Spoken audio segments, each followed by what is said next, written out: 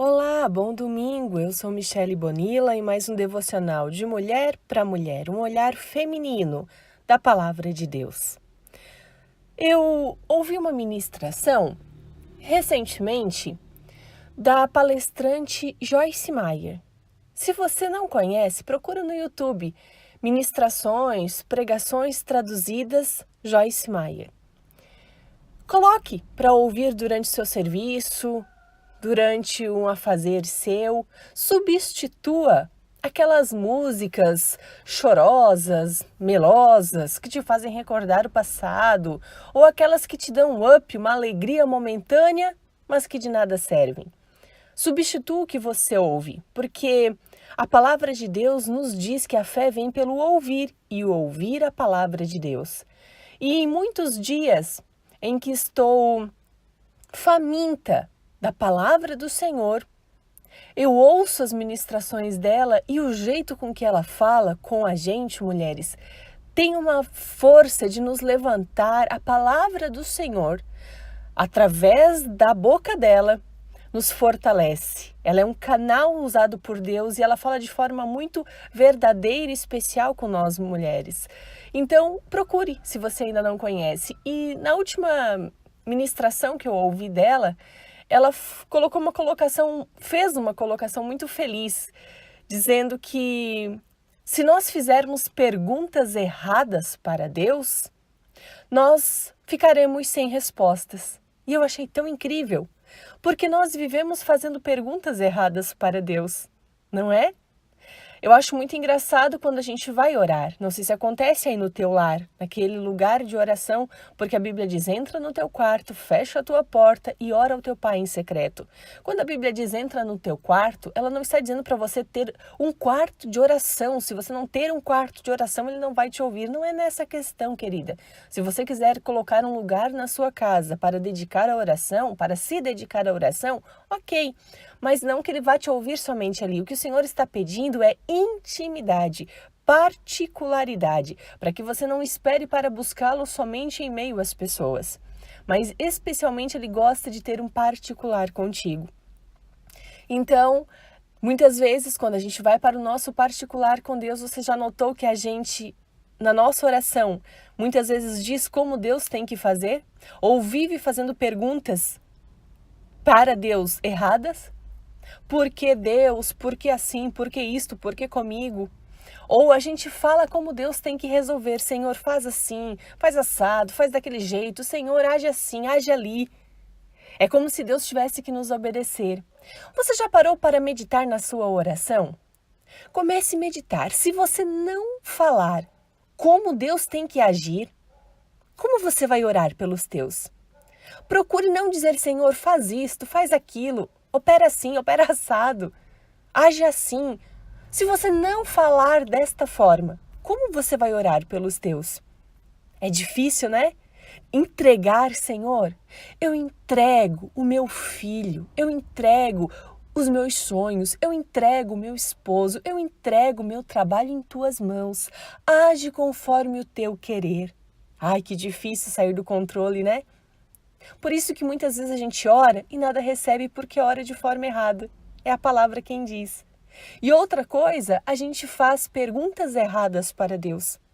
E uma delas é: por que comigo, Senhor? Por que isso? Por que aquilo? Queridas, ela colocou esta forma: perguntas erradas ficam sem respostas. E uma das perguntas erradas, às vezes, é: por que coisas ruins acontecem com pessoas boas? E talvez esta seja a sua pergunta para Deus, até se sentindo injustiçada. Por que a sua vida deu tão errado? Por que todo mundo conseguiu e você não? Por que todo mundo consegue e você não? Perguntas erradas ficam sem respostas. E daí você pensa que Deus não está te ouvindo. Deus está em silêncio. É que perguntas erradas ficam sem respostas certas. A questão é: o que pessoas boas fazem quando coisas ruins lhe acontecem? Olha que precioso! O que pessoas boas fazem quando coisas ruins lhe acontecem? E daí nós temos como exemplo José, o governador do Egito. Só que para chegar a ser governador, ele teve uma trajetória e tanto. Ele era apenas um jovem, um dos filhos amados do seu pai. Ele era um privilegiado no olhar do seu pai. E José do Egito, ele era um dos 12 filhos de Jacó. Você sabe quem foi Jacó? Jacó era filho de Isaque e Rebeca, irmão gêmeo de Esaú e neto de Abraão. Então, se nós olharmos para José, filho de Jacó, ele foi vendido como escravo, mas se tornou governador do Egito. E Deus usou José para salvar toda a sua família da fome. A história é bem rápida, então eu vou contar para você, já que hoje é domingo. José tinha 10 irmãos mais velhos e era o favorito de seu pai. Ele também tinha sonhos proféticos e contou que tinha recebido sonhos que mostravam que ele seria o líder da família. E por causa dessas coisas, os seus irmãos o odiavam. Certa vez, quando estavam longe do pai, os irmãos de José o venderam como escravo e fizeram parecer que ele tinha morrido. José foi levado para o Egito, onde foi vendido a Potifar, o oficial do faraó. Deus abençoou José e ele se tornou o administrador principal dos bens de Potifar. Ou seja, José, numa condição ruim, sem entender nada, fez a coisa certa ao ponto de se tornar administrador principal dos bens de Potifar, o oficial do faraó. A esposa de Potifar viu que José era atraente e quis adulterar com ele, mas José era fiel a Deus e ao seu senhor e evitava ficar perto dela. Um dia, quando José fugiu dela, a esposa de Potifar acusou José de a tentar violentar. Por isso, José foi lançado na prisão pela segunda vez. José foi traído mais uma vez. Ou seja, ele só estava fazendo coisas boas, mas algo ruim novamente aconteceu com ele. Deus continuou a abençoar José e ele se tornou o administrador da prisão. E essa parte eu acho incrível. Amadas, lá na prisão, ele continuava fazendo as coisas certas, ainda sem entender nada, mas sem perguntar por que Deus comigo? Por que Deus sempre comigo? Por que Deus de novo? Eu acredito que essa não era a posição que ele tomava perante o Senhor. Mas sim, o que eu vou fazer com o que está acontecendo de ruim na minha vida? Eu vou continuar sendo fiel ao meu Deus. E depois de certo tempo, José conversou com 2 prisioneiros que estavam tristes porque não entendiam o significado de seus sonhos. José ouviu os sonhos e deu a interpretação. Dentro de 3 dias, o copeiro do faraó seria perdoado, mas o padeiro do faraó seria executado. E tudo aconteceu conforme José tinha predito. Mas o copeiro do faraó se esqueceu dele. 2 anos depois, o faraó teve sonhos estranhos e o copeiro se lembrou de José. O faraó tinha visto 7 vacas magras comendo e 7 vacas magras comendo...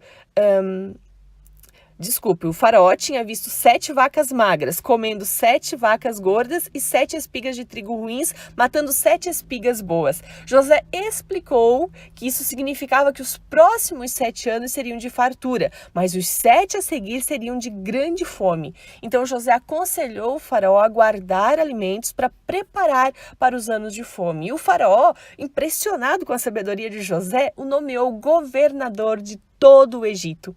Somente o faraó estava acima de José, ou seja, ele ficou acima de Potifar. José e seus irmãos, chega a hora de José conhecer, se aproximar dos seus irmãos. E José prosperou como governador e preparou o Egito, recolhendo comida. Quando chegaram os anos de fome, conforme ele tinha revelado, José começou a vender o trigo aos egípcios e às pessoas de outros povos. E a família de José, lá em Canaã, também foi afetada. E os seus irmãos foram para o Egito para comprar comida. Então ali ele prepara todo um jeito de conhecer os seus irmãos e de trazer o seu pai para perto. Os seus irmãos confessam o que tinham feito com ele, ele se revela, os perdoa, né? E José trouxe seu pai e toda a sua família para o Egito, onde prosperaram e ficaram por 400 anos. José reconheceu a ação de Deus em sua vida em cada lugar que Deus permitiu com que ele passasse. Deus usou tudo que tinha acontecido a José para salvar a família dele. Ou seja, os seus irmãos viram que aqueles sonhos malucos eram de Deus. O que eu quero dizer com isso? Que José é um exemplo lindo do que fazer. Ele era uma pessoa boa desde o começo, ele era um jovem sonhador. E olha por tudo que ele passou. Depois ele era um bom administrador. E depois por ser belo, enfim, ele só fazia coisas boas, não fazia nada mal. E sempre ocorria coisas difíceis com ele. Mas olha o final. E muitas vezes nós ficamos perturbadas com as coisas que nos acontecem, com as coisas que Deus nos permite. Mas Deus vê além. Então, querida, se você está se sentindo em silencioso contato com Deus, não tem retorno, pare e pergunte-se: como estão sendo as minhas perguntas para com Deus? Porque perguntas erradas ficam sem respostas certas. Por que Deus? Substitua como Deus. Como? Como eu devo agir nesta situação? Como pessoas boas reagem às coisas ruins que lhe acontecem? E boas, que eu digo, são pessoas que tentam agradar ao Senhor. Não perfeitas, nós nunca seremos, mas que buscam todos os dias serem aperfeiçoadas no Senhor. Como você, querida mulher, pode reagir às intempéries da sua vida? Como você, querida esposa, pode reagir a este desgaste, a esta situação difícil que se encontra o seu casamento? Como você, mãe sábia, pode reagir a esta rebeldia deste filho adolescente? Como você, mãe, pode reagir a essa dificuldade que você está enfrentando com o seu filho na infância? Como você pode reagir? E não porque Deus, por quê? Porque se sentindo vítima e ficando deprimida e ficando cada vez mais triste e ficando sentada numa cadeira de balanço que se mexe para frente e para trás, mas nunca sai do lugar. Comece a perguntar coisas certas para Deus. Deus, como eu vou agir nesta situação? A palavra do Senhor diz que aquelas que se sentem sem sabedoria devem pedir sabedoria a Deus. E Deus as dará, o Senhor as abençoará com sabedoria e de forma abundante. Por isso eu tento fazer perguntas certas para o meu Deus daqui. Você promete fazer o mesmo daí? Um grande abraço e lembre-se, envie este devocional às mulheres que são importantes na sua vida. Talvez elas também estejam precisando se alimentar espiritualmente. E se você deseja receber estes áudios todas as manhãs, envie um WhatsApp para 48 99914 3388. Tem o Telegram, você tem que baixar o aplicativo e procurar o canal De Mulher para Mulher. E no Instagram a gente se encontra, Michele Fernandes Bonilla. Um grande abraço, um bom domingo e uma ótima semana.